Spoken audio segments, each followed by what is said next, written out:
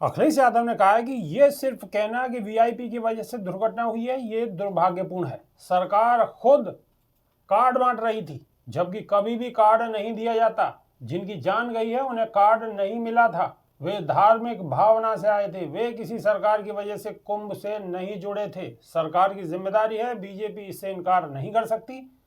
Sapa chief ने कहा है कि दिल्ली और लखनऊ दोनों सरकारें इसकी जिम्मेदार हैं। पीड़ितों से मिलने नहीं गए? हाँ, मैं पीड़ितों से मिलने अवश्य जाऊंगा, क्योंकि बीजेपी आरोप लगाएगी कि मैं राजनीति कर रहा हूं। भारत सरकार को भी बताना चाहिए कि वे बताएं कि उन्होंने कितना सहयोग किया है। उम्मीद है कि राष्ट्रपति के भाषण में भी जान गंवाने वाले श्रद्धालुओं के प्रति संवेदना आएगी। इसके अलावा सोशल मीडिया साइट एक्स पर भी अखिलेश ने इसी मुद्दे पर पोस्ट किया है। उन्होंने लिखा है कि महाकुंभ में जिन लोगों के अपने बिछड़ गए हैं, सूचना के अभाव में उनके अंदर यह आशंका जन्म ले रही है कि कहीं उन्होंने अपने परिवार और परिजनों को हमेशा के लिए तो नहीं खो दिया है। इस आशंका को दूर करने के लिए एक सरल उपाय ये है कि सरकार महाकुंभ हादसे में जीवन गंवाने वालों की सूची जारी कर दे। यदि मृतक चिन्हित नहीं है तो उनके वस्त्र और अन्य सामान के माध्यम से पहचान कराई जा सकती है। इस प्रयास से आशंकाओं को दूर किया जा सकता है और तीर्थ यात्रियों में इस आशा का संचार होगा कि उनके अपने खोए जरूर हैं, पर सद प्रयासों से शायद वो कल मिल जाएं। सादाब रिजवी। अखिलेश यादव बहुत गुस्से में भड़के हुए हैं और सीधा सीधा डबल इंजन सरकार पर डबल हमला किया है। देखिए, अखिलेश यादव भड़क रहे हैं बेबाक जी, लेकिन पूरी देश की जनता भड़क रही है, पूरे प्रदेश की जनता भड़क रही है, क्योंकि पहली बार इतिहास में ऐसा हुआ है जब महाकुंभ का आयोजन हुआ हो तो उसे किसी इवेंट के तरीके से किया गया हो, उसके कार्ड बटे हों और उसका निमंत्रण पत्र दिया गया हो। आप बताइए, क्या श्रद्धा के लिए कभी किसी को निमंत्रण दिया जा सकता है? वहां पर जब किसी श्रद्धालु की अपनी श्रद्धा होगी तो गंगा में डुबकी लगाने के लिए जाएगा, अमृत स्नान करेगा, ब्रह्म स्नान करेगा। बिल्कुल। और जो सरकार दावा कर रही है कि 10 करोड़ लोग पहुंच रहे हैं, 10 करोड़ लोग पहुंच रहे हैं, इन्हें क्या कोई निमंत्रण दिया गया है? ये लोग अपनी श्रद्धा भाव से पहुंचे हुए हैं सारे के सारे। और सबसे बड़ी बात तो यह है कि सरकार की चूक यहीं पर दिखाई दे जाती है कि 10 करोड़ लोगों की गिनती करने में तो सरकार 1 मिनट नहीं लगाती है। तुरंत पता लग जाता है कि 10 करोड़ लोग आ चुके हैं, 20 करोड़ लोग आ चुके हैं, लेकिन लोगों के जो अपने परिजन मरे हैं, जिन्होंने अपने परिजनों को खोया है, उनकी लाशों की गिनती करने में अगर सरकार देर लगा रही है और सही आंकड़े नहीं प्रस्तुत कर रही है, इससे वहां पर भय का माहौल और ज्यादा फैल रहा है, त्राहिमाम मचा हुआ है, हाहाकार मचा हुआ है। एक दूसरे को लोग ढूंढ रहे हैं, अपनों के खोने का गम लिए चारों तरफ वहां चीख चिल्लाहट मची हुई है। इस तरीके का महाकुंभ शायद किसी ने सोचा नहीं था। जो ये सरकार बार बार प्रचार कर रही थी कि 150 साल बाद ये महाकुंभ आया है, इस तरीके का महाकुंभ दोबारा नहीं आएगा, लोगों को इसके जो फायदे हैं वो नहीं मिलेंगे, लाभ लेने वाले जो श्रद्धालु वहां पहुंचे। अब ऐसी घटना हो चुकी है कि 150 साल याद बाद आने वाले कुंभ को हमेशा याद रखा जाएगा कि 150 साल बाद ऐसा कुंभ आया था। और योगी आदित्यनाथ हमेशा ऐसे दोषी होंगे। हत्यारों में जब गिनती होगी तब एक नाम योगी आदित्यनाथ का भी आएगा, क्योंकि वहां पर जो मौत हुई है वो मौत नहीं हुई, हत्याएं हुई है। आपके प्रशासन की, आपकी लापरवाही की, सरकार की जो बद इंतजामी की भेंट चढ़े हैं वो लोग जो मरे हैं, और आप उनके आंकड़े जारी करने में भी गुरेज कर रहे हैं, आप उसको भी छुपाने की कोशिश कर रहे हैं। तो सरकार की मानसिकता यहाँ पर ठीक तरीके से दिखाई दे रही है कि सरकार आखिर सिर्फ और सिर्फ वाहवाही लूटना चाहती है। वहां पर अगर कोई दुर्घटना हुई है तो उसमें सरकार की बड़ी चूक है, और सरकार अपनी बड़ी चूक को मानने के लिए सिर्फ आंसू बहा दे तो ये आंसू बहाने से तो काम नहीं चलेगा।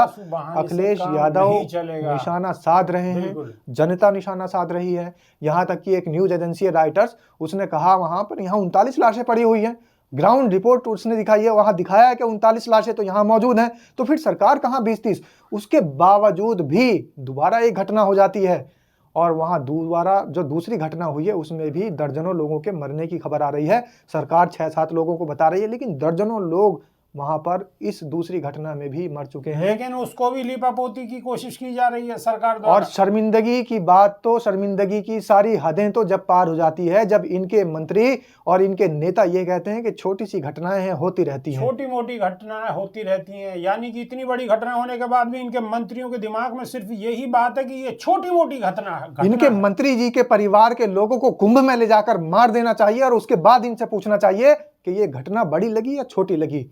ऐसा इनके साथ व्यवहार करना चाहिए, जो कि किसी की संवेदनाओं से खेल रहे हैं, जो कि किसी की भावनाओं से खेल रहे हैं, जिनके घर के परिवार के परिजन जिनके खत्म हो चुके हैं, जो वापस अब नहीं लौट के आ सकते, जिनकी ये डुबकी आखिरी डुबकी हो चुकी है, उनके दिलों से, उनके हृदय से पूछ के देखिए कि आखिर ये भारतीय जनता पार्टी वाले अपने घर वालों को, अपने परिजनों को खोने के बाद भी क्या ये इसी तरीके से बयानबाजी करेंगे? इनको शर्म नहीं आती है? सादाब रिजवी जो मुआवजे का ऐलान किया है वो 25 लाख रुपए का मुआवजे का ऐलान किया है, और अखिलेश यादव ने सीधा सीधा सवाल उठाया कि कम से कम 1 करोड़ रुपए का मुआवजा मिलना चाहिए। हजारों करोड़ रुपए जब खर्च हो रहे हैं कुंभ के ऊपर और वहां पर त्रासदी हुई है, वहां पर तुम्हारे शासन प्रशासन, तुम्हारी बद इंतजामी की भेंट, और तुमने अगर किसी की वहां हत्या की है तो इसके जिम्मेदार भी तुम ही हो। सरकार को, परिजनों को, जो मृतक हैं उनके परिजनों को करोड़ों रुपए का मुआवजा देना चाहिए। हजारों करोड़ जब आप खर्च कर रहे थे उनके जीते जी, तो कम से कम उनकी जो जिसको वापस ही नहीं दे सकते, उस जिंदगी को जाने के बाद उनके परिवार को कुछ तो सांत्वना दो, कोई तो मुआवजे की राशि अच्छी दो। लेकिन आप सिर्फ अपना पेट भरने में लगे पड़े हैं, अपनी तिजोरी भरने में लगे पड़े हैं। आपको गरीब जनता से बस जब भाषणबाजी होगी, जब कहीं चुनाव होगा, उन सभाओं में कहेंगे कि उत्तर प्रदेश का हर व्यक्ति मेरे परिवार का सदस्य है। बिल्कुल। लेकिन अब परिवार के सदस्य जब मरे हैं तो उनको भी आपको देखना चाहिए। ये लोग जो मुआवजा दे रहे हैं तो उससे ऐसा लग रहा है कि ये मुआवजा शायद अपने घर से दे रहे हैं।